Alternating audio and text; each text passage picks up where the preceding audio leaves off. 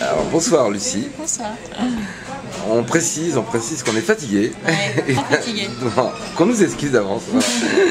Bon, toi tu es fatigué parce que tu viens de jouer la troisième de Feydeau, la biche, les maris, les femmes, les amants. C'est tout un programme, c'est une mosaïque. Alors on va peut-être parler de la pièce déjà. Le metteur en scène n'est pas avec nous, mais on le verra plus tard. Donc cette pièce, c'est une mosaïque, un espèce de mixte. Est-ce que tu as quelques mots à nous dire là-dessus?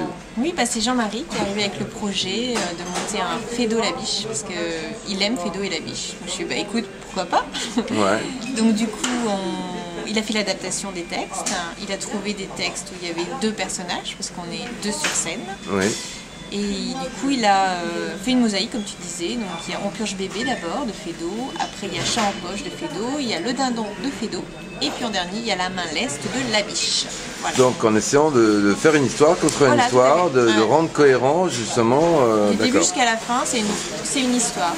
Donc, nous sommes deux sur scène et il y a 4 personnages. Donc, moi, je fais le rôle de Julie.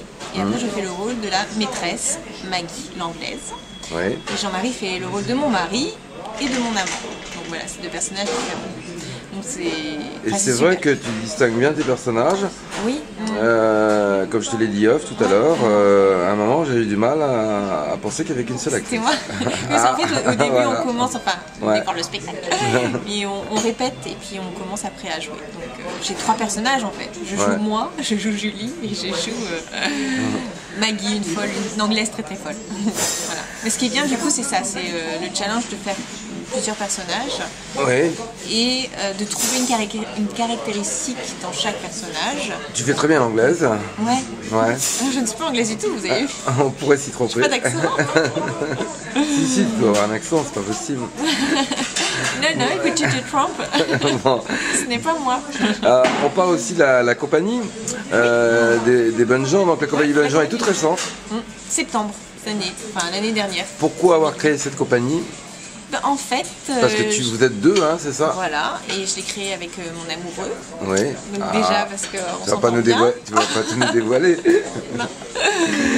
Donc avec Romain Mestré. Et parce qu'on a envie déjà de travailler ensemble. Vous êtes tous les deux acteurs? Oui, tout à fait. Et on n'est pas tous les deux metteurs en scène. Et en fait, un peu l'histoire de cette compagnie, c'est plus un collectif de comédiens et on recherche des metteurs en scène qui nous mettent en scène. Voilà. On a un peu les mêmes méthodes de travail, Messner, on a fait à peu près les mêmes stages et du coup c'est entre comédiens entre guillemets qui se comprennent, qui ont envie de la même chose et on cherche un metteur en scène qui va nous mettre en scène. Et donc là Jean-Marie est arrivé avec un Feydeau. Ce qui explique que Jean-Marie est arrivé, puisque lui en fait il est aussi chanteur. Chanteur. Chanteur, danseur aussi. Danseur et il fait de la mise en scène plutôt, des chorégraphies, hein, voilà. Tout à fait, il assiste des metteurs en scène, des chorégraphes, comme ça, à la danse. C'est un autre monde, il m'a un peu expliqué, le monde de la danse, ça a l'air très compliqué, mais il a sa compagnie. Fascinant. Oui, il fait plus de spectacles de danse avec sa compagnie, danse-théâtre. Voilà. Mais c'est un très bon acteur. Oui. Donc moi c'est un plaisir en tout cas de jouer avec lui. Je le trouve très très naturel, très spontané. Et voilà. Alors il est acteur et metteur en scène, donc ça n'a pas posé trop de difficultés? Non, parce qu'en fait on l'avait déjà créé avec un autre comédien, Romain, qui partage la compagnie avec moi. Et du coup Jean-Marie nous a déjà mis en scène sur ce spectacle. Et après il s'est trouvé qu'on avait une possibilité de jouer au guichet Montparnasse, donc on a sauté dessus. Et Jean-Marie a décidé de reprendre le rôle. Vu qu'il avait déjà mis en scène, c'était beaucoup plus facile pour lui de le reprendre. En même temps, ça a été un travail énorme parce que d'être en même temps metteur en scène et comédien, c'est énorme. On a eu besoin d'un œil extérieur, donc de Romain, qui nous a beaucoup aidé. Il y a toujours besoin d'un œil extérieur. De toute façon, quand on est sur scène, on ne peut pas jouer et regarder comment l'autre joue et donner une direction de mise en scène. C'est pas possible. Donc voilà, c'est un travail d'équipe. C'est un travail d'équipe, Et comment tu te sens dans ton personnage alors? Moi je m'amuse bien. C'est un personnage c'est comédie, donc c'est léger, c'est très frais et tu aimes plutôt les comédies, non? Moi j'aime bien rire, donc je préfère les comédies et en même temps j'aime bien être émue aussi, donc j'aime beaucoup les textes engagés. Donc avec notre compagnie, avec Romain, on a envie de monter un Horowitz. J'ai déjà joué à un Horowitz avec la compagnie Nepenthes. Je travaillais beaucoup avant avec, donc avec William Malatra, que tu connais. Voilà, qui fait le journal du femme de chambre en ce moment chez Montparnasse aussi. Ouais. Et du coup, le Horowitz qu'on a monté ensemble, c'était vraiment une super expérience. Le premier, ça s'appelait Lines en anglais. Ouais. Et c'est vraiment j'ai fait Molly, j'étais la seule femme à jouer sur les... alors là, je sais pas combien de personnages, j'arrive plus à compter, je suis fatiguée, 5 je crois. D'accord. Et du coup, c'était intéressant de jouer avec des hommes et de jouer ce personnage-là qui est très troublé, très un peu dérangé. Ouais. Et cette pièce est très troublante et très dérangeante aussi. Donc du coup, on a rencontré en tout cas l'écriture de Horowitz et Romain a voulu mettre en scène et veut mettre en scène et veut jouer dedans, il veut tout faire, dans Le baiser de l'aveugle. Donc là, c'est notre prochain projet, entre guillemets. Là, on cherche les théâtres, on cherche... on a envie de jouer en train de construire quoi. Voilà. En train de construire le projet. Moi, j'aime autant les rôles entre guillemets dramatiques. Qu'on fait. Tu as déjà fait du spectacle pour enfants aussi? Oui, des spectacles pour enfants, au Guichet Montparnasse d'ailleurs, toujours avec William Malatra, la compagnie Nepenthes. On a fait Thésée à la pipelette. Tu sais qu'il m'a dit publiquement qu'il avait un très bon souvenir avec toutes les actrices avec lesquelles il avait travaillé. Ah, c'est gentil. Voilà. Ben moi, en tout cas, Thésée à la pipelette, c'était un super projet qu'on a monté tous les deux, qu'on a écrit tous les deux, qu'il a mis en scène, qu'on a joué tous les deux. Et Thésée à la pipelette, c'était limite, c'est une petite fille qui avait 10 ans. Donc moi, c'était entre guillemets mon premier bébé, parce que maintenant j'en ai un deuxième, un vrai, petit garçon. C'est pour ça que tu as interrompu un peu ta carrière pendant un an, quoi. Un an, voilà, à peu près. C'est bien ça pour faire un bébé, voire plus. Et du coup, voilà. Et Thésée à la pipelette, ça reste un de mes meilleurs souvenirs, entre guillemets, de théâtre. Comment t'es arrivée au théâtre? Alors, je suis arrivée au théâtre...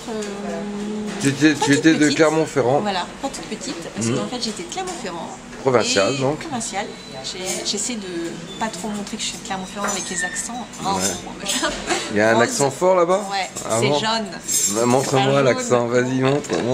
Parle-nous avec l'accent. Forcément, donc l'accent... Tu parles qu'avec l'accent maintenant, merci. Allez, vas-y. Non, c'est dans les cours de théâtre on te dit non, pas d'accent. Oui, mais tu sais bien le faire en anglais, alors vas-y. C'est faute d'autres choses. Et ma prof au conservatoire de Clermont-Ferrand, là où j'ai rencontré William, Josépha, qui m'a donné un texte avec plein de A et de O. Au début, c'était faute d'autres choses que je devais faire pour dire la chose correctement. Mais des fois, quand je suis un peu fatiguée et que je retourne là-bas, j'ai de nouveau le A. Mais tu as toujours eu une passion du théâtre, étant adolescent, tout ça, non? Comment c'est passé? C'est Romy Schneider qui m'a donné envie d'être comédienne. Ah bon? C'est un rêve, Et un jour, j'entendais à la radio, je devais avoir 10 ans, qu'elle avait toujours voulu être comédienne, qu'elle avait écrit sur son journal intime qu'elle voulait être comédienne. Et moi, je sais pas, ça a fait un clic, je suis mais c'est bien, je voudrais bien être comédienne aussi. Et moi, petite, j'étais très très timide, donc j'ai pas osé tout de suite me lancer dans le théâtre. Donc j'ai fait des études, une maîtrise d'économie, une licence d'espagnol, tout ça. Rien à voir, Rien à voir. Un diplôme, quoi. Voilà. Et après, j'ai décidé, licence d'espagnol, de dire bon, je vais faire du théâtre. Donc je me suis inscrite au conservatoire d'art dramatique de Clermont-Ferrand. J'ai été prise et j'ai passé 3 ans là-bas et vraiment c'était génial. Et après je me suis dit bon, qu'est-ce que je fais? Est-ce que je reste à Clermont? Est-ce que je vais à Paris? Et en fait je me suis dit allez, je m'en vais à Paris. Donc en fait je suis partie et là par hasard donc j'ai rencontré William au conservatoire Clermont-Ferrand parce qu'il est le dernier aussi. Et par hasard je l'ai vu dans le métro. C'est pas vrai. Il m'a dit j'ai un si le hasard. Et donc on en était, tu as donc rencontré William dans le métro. Oui, par hasard. C'est vrai. C'est pas une... Non, c'est pas une blague. C'est pas une romance, donc voilà. Non, et il m'a dit tiens, j'ai un truc à te proposer. C'est incroyable, à quelle station? Oh là là, de toute façon c'était la ligne vers Nation, parce que moi à l'époque j'habitais Nation. Donc je suis même pas sûre que ce soit... C'est peut-être Nation d'ailleurs. C'est incroyable cette histoire, hein. Paris est petit en fait. Hein. Non, mais 2 fois ça m'est arrivé de rencontrer par hasard un Clermontois que j'avais pas vu depuis super longtemps. Notre copain Raphaël aussi du conservatoire de Clermont-Ferrand.